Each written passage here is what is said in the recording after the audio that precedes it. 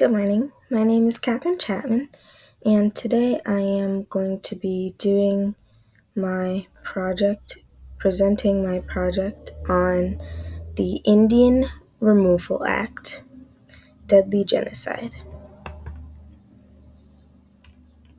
So, what is the Indian Removal Act?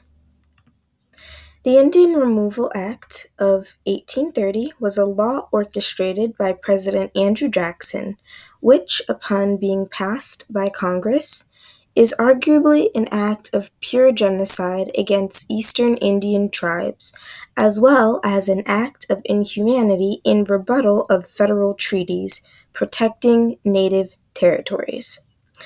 According to historian Alfred Cave, quote, the Indian Removal Act of 1830 passed by Congress did not authorize the solicitation of treaties that assured Native American land rights within the states and the forcible removal of Eastern Indian tribes. Eastern Indian tribes, such as the Cherokee, are one of the 5 tribes that were impacted by the Indian Removal Act. The Jackson administration seemed to have promised the tribes some kind of assistance once they were settled into Indian territory, but this was to no avail.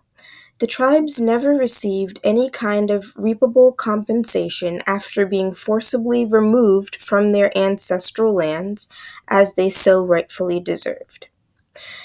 During this time period in 1830, the Louisiana Purchase was also on the rise, as many white settlers were seeking for gold, mainly targeting near eastern native tribe territories.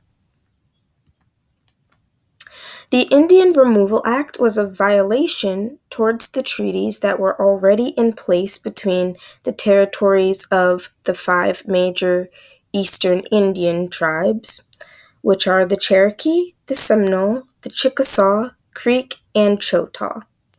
According to historian James Carson, quote, both Theodore Fedlinguson of New Jersey and William Ellsworth of Connecticut, both representatives of Congress, for example, identified the state's abrogation of the federal treaty rights as contrary to the spirit of the Constitution and found the removal bill itself being contrary to the Word of God.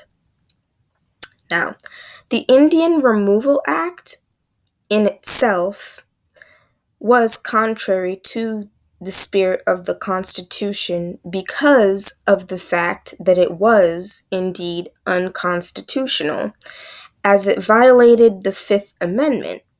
And the Fifth Amendment hereby states that no one shall be deprived of life, liberty, or property without due process of law, and no property shall be taken against without just compensation.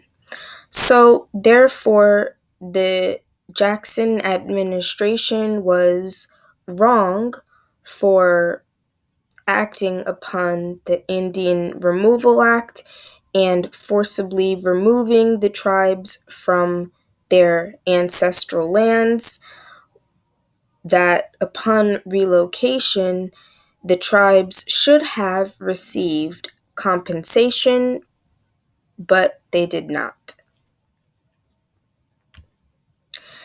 This is a image courtesy of the Record of Rights in the section of the rights of natives. This is the 3-page Indian Removal Act bill that Congress had signed.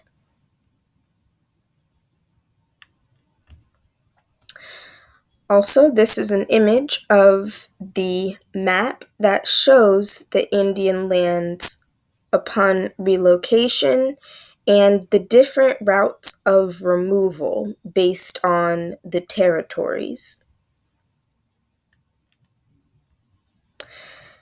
These 2 images, the first one is a memorial of the Cherokee tribe, and a second one is a petition signed by a women's societal group, and this is from the woman in Ohio, the second image, and that is their petition in why they were petitioning against the Indian Removal Act because they felt that it was unjust and wrong and undoubtedly inhumane, while the first one is a petition unto Congress of the Cherokee tribe themselves, petitioning against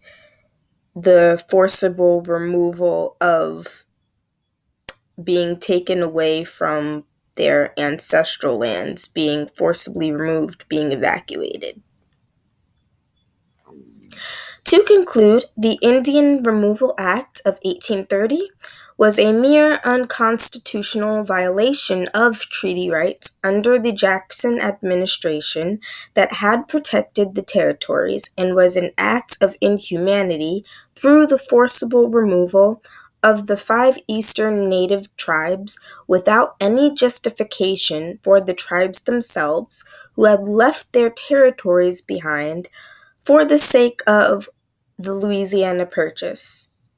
The tribes deserved what they were falsely promised, some assistance upon arrival into Indian territory, as it took quite some time for the tribes to rebuild their communities from scratch, after being forcibly removed and having to relocate to a land that is unknown to them, a territory that is unknown to them. What attracted me to the topic of the Indian Removal Act is based on the fact that this is a topic that I've learned about before growing up through social studies class. And it also keenly interests me in uncovering hidden parts of history that aren't really talked about or discussed much. And these are the sources that I've used. So thank you for enjoying my presentation.